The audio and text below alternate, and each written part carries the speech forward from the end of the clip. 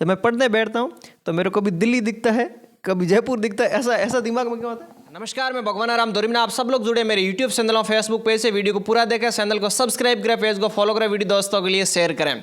आप देख रहे हैं आपकी स्क्रीन पर विष्णु समाज के रतन एवं दोरिमना क्षेत्र के गौरव, जो दोरिमना क्षेत्र के पहले महिला आचार्य, सहायक आचार्य या कॉलेज लेक्चरर मेरे हमारे दोरिमना क्षेत्र के बने। मेरे साथ में हैं श्रीमती रामेश्वरी जी विष्णु, जिनका 22वीं रैंक के साथ पूरे राजस्थान में अभी यहाँ सिलेक्शन हुआ है, चयन हुआ है। और मेरे साथ में मैं तमाम प्रकार की बातें मैडम से जानने का प्रयास करूँगा। पहले मैडम, आपको दोरिमना क्षेत्र की, पूरे क्षेत्र की जनता की ओर से आपको पहले बहुत बहुत शुभकामनाएं। बहुत बहुत आभार आपका। इस सफलता का श्रेय किसे देना चाहोगे? पूरे परिवार को, और जो शिक्षा के क्षेत्र में कुछ जुड़े हुए मेरे अच्छे दोस्त कह सकते हैं, या फिर रिश्तेदार कह सकते हैं, फ्रेंड्स कह सकते हैं, तो उनका सबका श्रेय है इस सफलता में।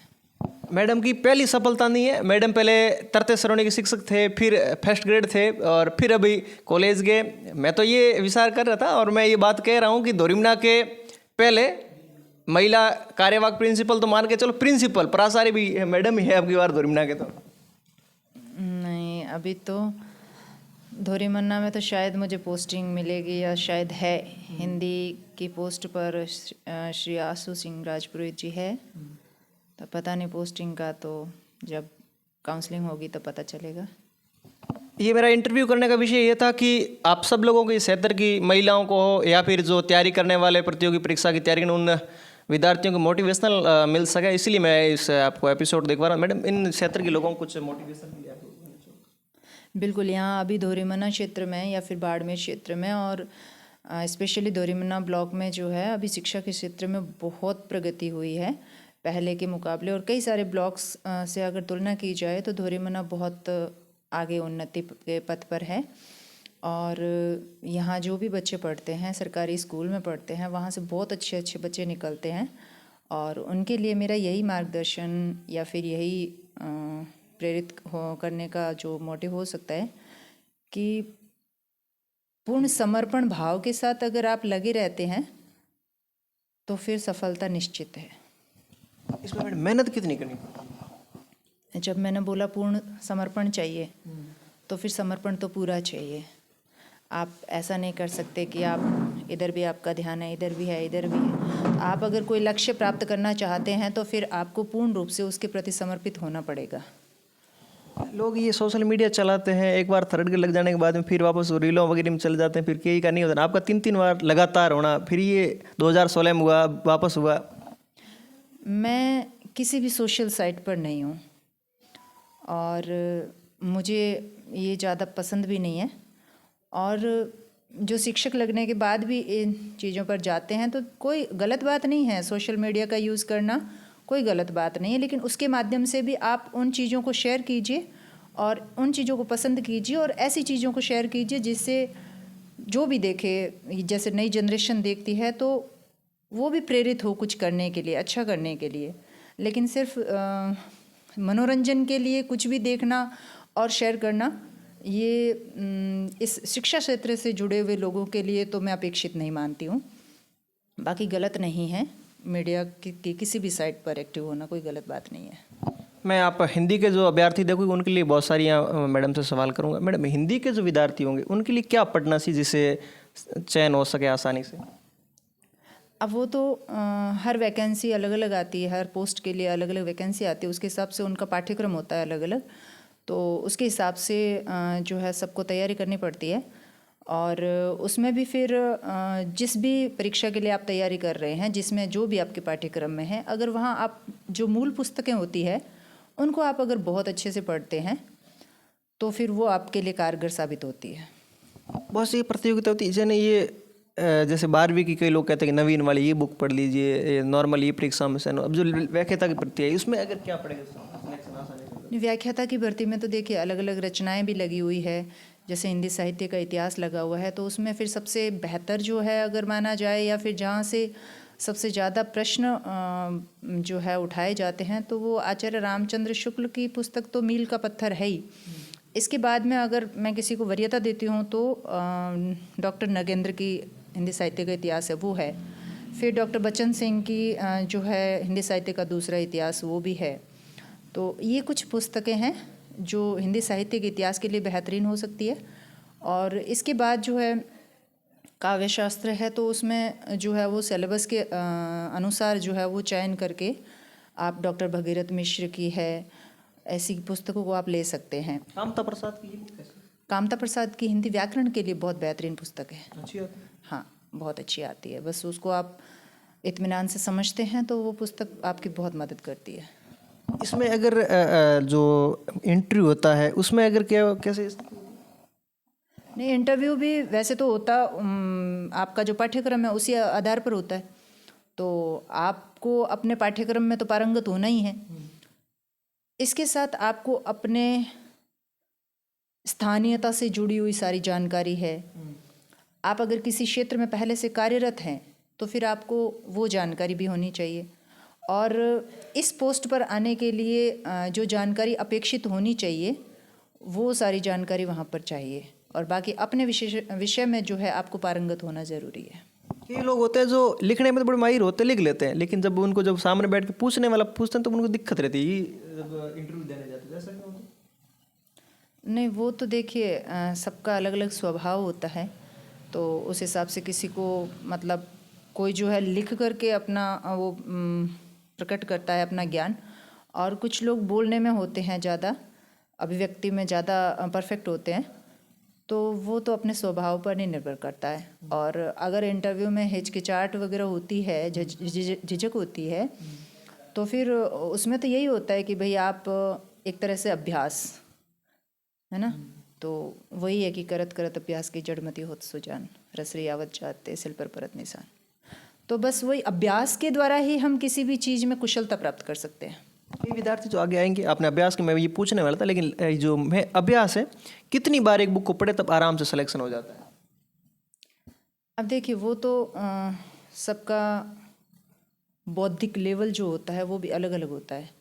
लेकिन फिर भी जहाँ तक मैं मानती हूँ कि बौद्धिक रूप से आप सारे समकक्ष नहीं हो सकते, लेकिन फिर भी अगर अभ्यास आप कर रहे हैं निरंतर तो आपको सफलता ज़रूर मिलती है।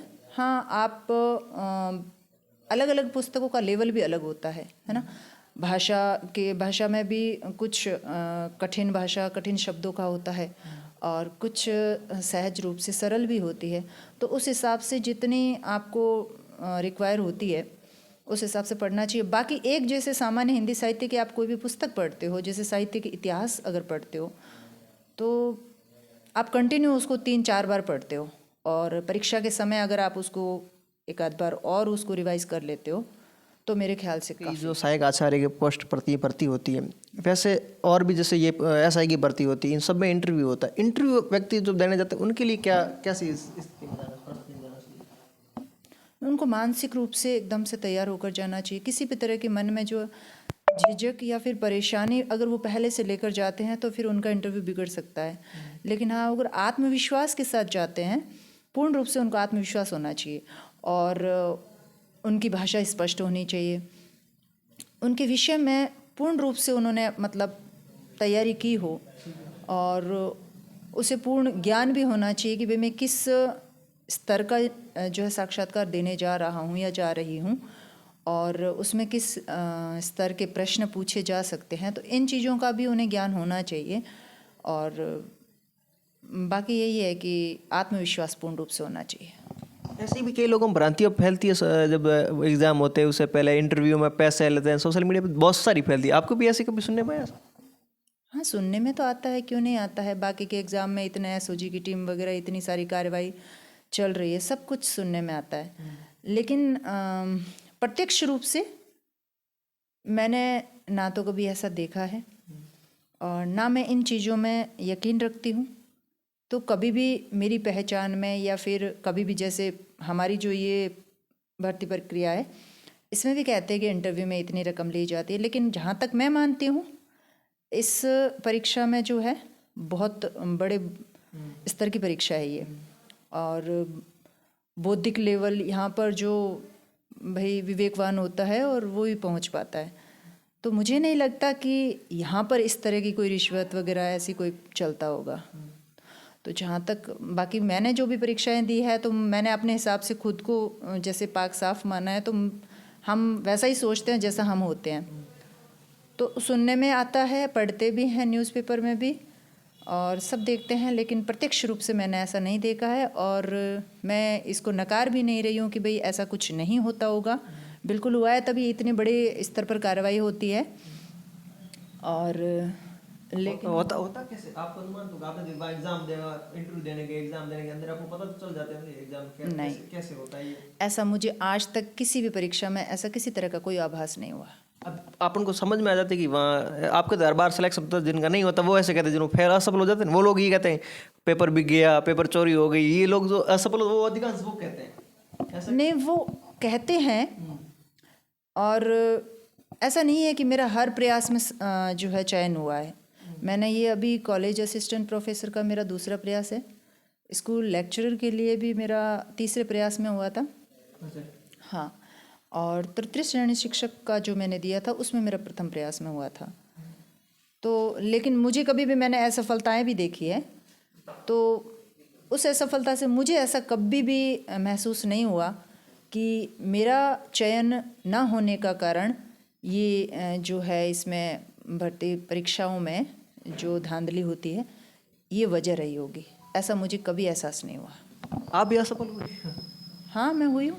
अच्छा। मैंने कहा ना, मैंने स्कूल लेक्चरर के लिए तीसरे प्रयास में मेरा सिलेक्शन हुआ है। 2010 में मैंने दिया था, तो उसमें मेरा ये लिखित परीक्षा मेरी हो गई थी, लेकिन फिर वहीं साक्षात्कार में मैं रह गई थी। फिर 2014 में मैंने एग्ज़ाम और दिया था, तो उस समय मेरी पर्याप्त मैं जो है वो तैयारी नहीं कर पाई थी, क्योंकि बच्चा छोटा था, तो मैं जितना समय देना चाहिए उतना नहीं दे पाई थी, तो उस परीक्षा में भी वंचित रही थी।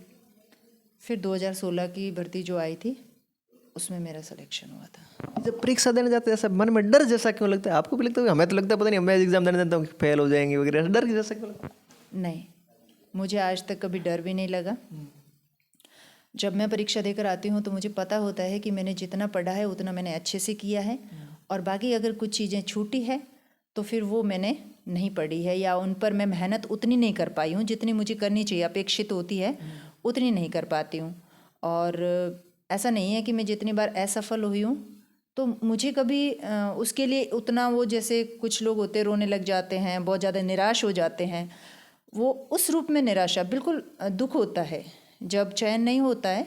हम कोई परीक्षा दे करके आते हैं और अच्छी तैयारी के साथ देकर आते हैं तो फिर दुख जरूर होता है, लेकिन एक तरह की जैसे निराशा छा जानी, वो निराशा मैंने अपनी ज़िंदगी में किसी भी असफलता में नहीं देखी। आपका तो पहली बार सिलेक्शन हो गया इसलिए टेंशन नहीं, जो नए नए होते हैं उनका असफल होते तो उनकी दिक्कत होती, जो आपका तो रोजगार मिल गया, टेंशन फ्री थी आपको। हाँ, वो था, लेकिन ऐसा नहीं है। हाँ, मैं मानती हूँ कि जो बिल्कुल नए सिरे से और बेरोजगार है वो तैयारी करे, उनका मानसिक रूप से थोड़ा सा उन पे असर ज़्यादा होता है। लेकिन जब हम किसी भर्ती परीक्षा की तैयारी कर रहे होते हैं तो हम उसी उम्मीद और उमंग के साथ ही कर रहे होते हैं, और अपेक्षाएं वही होती है जो एक बेरोजगार की होती है, वही की वही जो है रोजगार में लगे हैं उनको भी वही अपेक्षाएं होती है। वो भी अपना जो है समर्पण उतना ही देता है। एक में तो लगे हो तो उनका आत्मविश्वास होता है कि मेरा तो हो जाएगा, नहीं तो हो रखा है आपके पिछली बार पढ़ा, जो नया नया होता है उनके बहुत टेंशन, नहीं होगा तो क्या होगा, नहीं होगा तो। हाँ, ये होता है, क्योंकि उनको एक तरह का ये जैसे कोई रोजगार में है पहले से, तो वो सिर्फ उस पढ़ाई के बारे में, उस पद के बारे में तो ये सोचकर ही परीक्षा देगा। उसको ये नहीं रहेगा कि भाई अगर नहीं होगा तो मैं क्या करूँगा या क्या करूँगी। इस लेवल तक का डर उनके मन में नहीं होता है। और जो बेरोजगार है उसको वो पूर्ण रूप से तैयार भी है, उसने विषय को तैयार भी कर रखा है, लेकिन फिर भी उसके मन में एक डर रहता है कि अगर मेरा नहीं हुआ तो अगली भर्ती तक मैं क्या करूँगा, कैसे, क्योंकि फिर ये भी नहीं होता है ना कि भर्ती फिक्स आ जाए, जैसे ये निकली है और आ जाए एकदम से, वो तो होता नहीं है। तो उनको जो है ऐसा लगता है कि भाई इतने समय में अगर हमारा नहीं हुआ तो कई सारे जो है वो किसान परिवार से, मजदूर परिवार से बच्चे होते हैं पढ़ने वाले, तो उनके परिवार से उनको आर्थिक रूप से जो सहायता मिलती है, खर्चा भी तो चाहिए होता है, तो वो पूरा कर पाएंगे नहीं पाएंगे, चलो इसमें कैसे भी कर दिया, आगे हम कहाँ से करेंगे, क्या करेंगे। तो ये मैं मानती हूँ कि बहुत सारा मानसिक दबाव उन पर होता है, और इसी के चलते कई लोग जो है गफलत में कुछ गलतियाँ कर देते, होते होते भी बच जाते हैं। ये चीज़ें भी मैंने बहुत देखी है। तो ये फ़र्क होता है कि अगर आप रोज़गार में हैं, बाकी जो अपेक्षाएं होती है वो सेम होती है। कई विद्यार्थी ऐसे जिनको सवाल आते हैं, क्वेश्चन आते हैं, पर फिर भी आंसर ओमार सीट गलत भर गया था, ऐसा क्यों होता है? हाँ, बस यही हड़बड़ाहट। कई सारे बच्चे होते हैं ऐसे जो बहुत अच्छे होते हैं पढ़ने में, पर परीक्षा का डर। कुछ लोग होते हैं जो मानसिक रूप से स्थिर होते हैं काफ़ी, तो उनको ये परेशानियां नहीं होती है। लेकिन जो मानसिक रूप से थोड़ा सा अस्थिर होता है, उनको ये देखने में आती है कि बहुत अच्छी तैयारी होती है बाहर, वो जैसे किसी कोचिंग वगैरह के टेस्ट दे रहे हैं, उनमें उनका स्कोर बहुत अच्छा जा रहा है, लेकिन जो मेन परीक्षा हो रही है उनकी फाइनली उस परीक्षा में उनका स्कोर अच्छा नहीं रह पाता है। तो कहीं ना कहीं उनकी मानसिक स्थिरता में कमी रहती है, उस समय वो अनस्टेबल हो जाते हैं। तो यही वजह मानती हूँ मैं। तो व्यक्ति है तो तैयारी करते हैं, कई बार दबाव ये रहता है कि अब की बार तेरा नहीं हुआ, तेरे को बंद करवा देंगे। लड़कियों को विशेषकर, महिलाओं में ये होता है, अब की बार नहीं हुआ तो तेरी तैयारी बंद हुई। उनके लिए कुछ कह दें?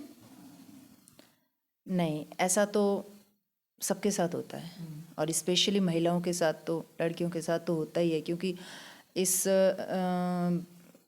स्टेज तक आते आते लगभग 80%, अभी वर्तमान में तो फिर भी कमी आई है, शादी हो जाती है। तो ससुराल पक्ष से फिर एक अलग तरह की अपेक्षाएं होती है उनकी, कि ठीक है तैयारी करवा रहे हैं, वो भी एक तरह का एहसान है।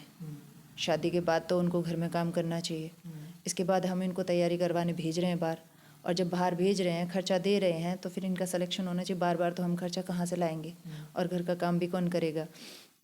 तो ऐसी परिस्थितियाँ उनके लिए आती है। तो मैं तो यही कहना चाहूँगी कि भाई, अगर आप पूर्ण रूप से चाहते हैं, असफलता तो मिल सकती है। ऐसा नहीं है कि हर कोई प्रथम प्रयास में ही जो है सफलता हासिल कर ले, ऐसा तो होता नहीं है। और असफलता सफलता की सीढ़ी है, तो उनको प्रयास करने देना चाहिए। लेकिन जो प्रयास कर रहा है, जो परीक्षा की तैयारी कर रही है, स्पेशली महिलाएं, तो लेकिन अगर परिवार उनका सहयोग कर रहा है इस मामले में, उनको आगे बढ़ाने में उनकी मदद कर रहा है पूर्ण रूप से, चाहे वो ससुराल पक्ष है या फिर पीहर पक्ष है, तो फिर उनको अपना जो है सहयोग अपने लिए और अपने परिवार को सोच करके अपना जो डेडिकेशन है वो 100% रखना चाहिए, उसमें फिर कमी नहीं आनी चाहिए। महिलाएं पढ़ती खूब है, तो कई महिलाएं ऐसा होता है जिनको हड़बड़ाहट में होता नहीं है, एग्जाम देना नहीं जाते, उनका सिलेक्शन नहीं होता, फिर एक बार हो जाता नहीं, दोबारा नहीं, घर वाला कहते हैं इनको कुछ नहीं आता है, ऐसा भी होता है। हाँ, बहुत होता है। इसके लिए क्या करना है? इसके लिए तो अब मैं इस चीज़ को जहाँ तक जानती हूँ कि एक बार नहीं हुआ, 2 बार नहीं हुआ, 3 बार नहीं हुआ, परिवार सहयोग कर रहा है, इसके बावजूद नहीं हो रहा है, तो कहीं ना कहीं उनकी तैयारी में कमी तो है। उनकी चाहे थोड़ी सी भी लापरवाही हो सकती है किसी भी तरह की, है ना, या उनका ध्यान कहीं और भटका हुआ हो सकता है, कोई भी कारण हो सकता है। लेकिन अगर आप लगातार प्रयास कर रहे हैं और वो भी पूर्ण समर्पण के साथ कर रहे हैं, तो फिर मैं ऐसा नहीं मानती कि उनको 2-3 प्रयास के बाद भी सफलता ना मिले। हाँ, 99 को छोड़ के 1% में मान सकती हूँ कि जैसे किस्मत को मानते। मैं तो वैसे ये नहीं मानती कि भाई आप प्रयास कर रहे हो, और अगर आप प्रयास के मामले में हिम्मत नहीं हारते हो, तो फिर किस्मत को भी झुकना पड़ता है। लेकिन अगर ऐसा हो रहा है, तो कहीं ना कहीं जो कैंडिडेट है तैयारी करने वाला, उसकी तैयारी में और उसके समर्पण में कमी जरूर है। किस्मत महत्वपूर्ण है या फिर अभ्यास महत्वपूर्ण? नहीं, अभ्यास। किस्मत को तो मैं 1% देती हूँ, 99 अभ्यास को देती हूँ, मेहनत को देती हूँ। 1% वाला कभी बार जीत सकते लोग कह रहे हैं, बिल्कुल होता है, मैं कह रही हूँ ना, इसीलिए मैं 1% कह रही हूँ। किस्मत का साथ है। हाँ, 1% मानती हूँ मैं। किस्मत को बढ़ाने के लिए कोई दवाई आती है, क्या करना? किस्मत को भी बनाने के लिए मेहनत ही है, दवाई है, मेहनत ही है। इसको कैसे? नहीं, मेहनत किस्मत को कैसे? मंदिर जाने से कई महिलाएं हैं, वो या लड़के हैं जो बेरोजी के इधर जा, अलग अलग मैं नाम नहीं लूँगा फिर विवाद हो जाएंगे, लेकिन मंदिरों में जाते हैं फिर नहीं, वो यहाँ विवाद का कोई विषय नहीं है।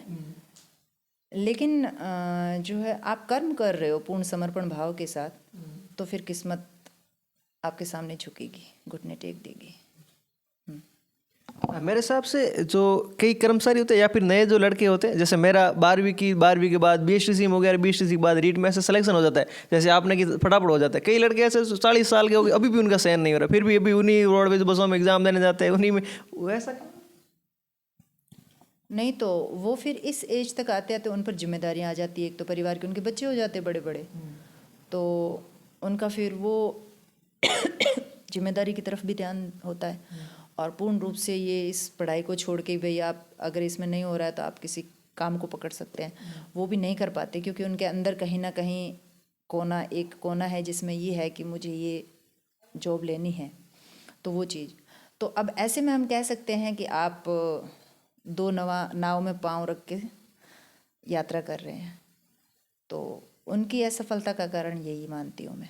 दो एक साथ में काम नहीं। भाई आप अपनी पारिवारिक जिम्मेदारियां आपकी बढ़ गई है तो आपकी जिम्मेदारी आपको निभानी ही होगी, और इधर आप ये भी करना चाह रहे हैं, तो लेकिन दोनों चीज़ें हैं वो अपना पूर्ण समर्पण मांगती है, और आप दो चीज़ों में बंटे हुए हो।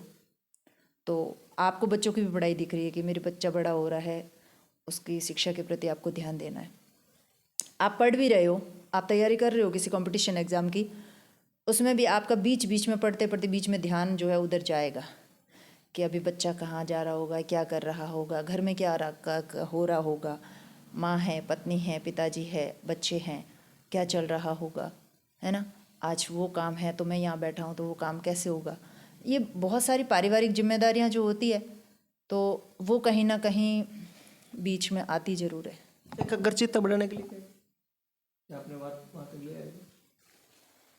एकाग्रचित्तता तो वही कि आप अगर किसी एक चीज़ पर कंसंट्रेट कर रहे हो कि भाई मुझे अभी फ़िलहाल मेरा एक साइड पे मेरा फोकस होना चाहिए, साइड की चीज़ों को आप अगर किसी चीज़ को वास्तव में दिल से ही चाहते हो तो फिर ऐसा नहीं है कि आपको एक साइड की जिम्मेदारी को कुछ समय के लिए उनसे आपको दूरी बनानी ही होगी, और कोई इलाज नहीं है उसका, है ना। अगर आप किसी एक चीज़ को अचीव करना चाहते हो तो फिर आप उस चीज़ को अचीव करने वाला आपका जो लक्ष्य है ना, उसको आपको अचीव करने के लिए आपको 100% देना ही होगा। और अगर आप उस लक्ष्य के लिए 100% दे रहे हो तो फिर आपको साइड की चीज़ें जो है वो अवॉइड करनी ही होगी। इसके अलावा कोई मुझे नहीं लगता कि। हिंदी जगत के बहुत बड़े विद्वान है रामाराम जी, जो अभी आपके लेक्चरर है, अभी जो उनका भास्कर कोचिंग सेंटर है, उनके पास में एक दिन बैठ इंटरव्यू कर रहा था, तो कोई विद्यार्थी है, वो कह रहा था जब मैं पढ़ने बैठता हूँ तो मेरे को कभी दिल्ली दिखता है, कभी जयपुर दिखता है, ऐसा ऐसा दिमाग में क्यों आता है? नहीं तो देखो, मन सबका अलग अलग होता है, किसी का चंचल होता है, किसी का शांत होता है। अब उनका दिल्ली और आगरा और जयपुर इसलिए आ रहा है क्योंकि उनके मन में कहीं ना कहीं ये चीज़ है कि मुझे वहाँ जाना है, घूमना है, देखना है, और पढ़ते पढ़ते भी वो चीज़ें बीच में आती है, तो ज़रूर उनको वो चीज़ें विचलित कर रही है, तो यही कारण है। तो इसको रोकने के लिए क्या उपाय है? नहीं, रोकने का उपाय अगर उनको ये है तो भाई आप जो चीज़ें आपको विचलित कर रही है, या तो आप उन चीज़ों को घूम के आ जाइए और फिर वापस आके शांत होके बैठ जाइए, इसके अलावा तो क्या हो सकता है। नहीं, ऐसे ही जैसे कोई व्यक्ति पढ़ता है, थोड़ी देर की बुक पढ़ा, किताब खोली, फिर कभी को उसको जोधपुर दिखता है, कभी को अहमदाबाद दिखता है, कभी बॉम्बे दिखता है, ऐसे अलग अलग इधर से दिखता है, तो उसको विषय के साथ जोड़ दीजिए।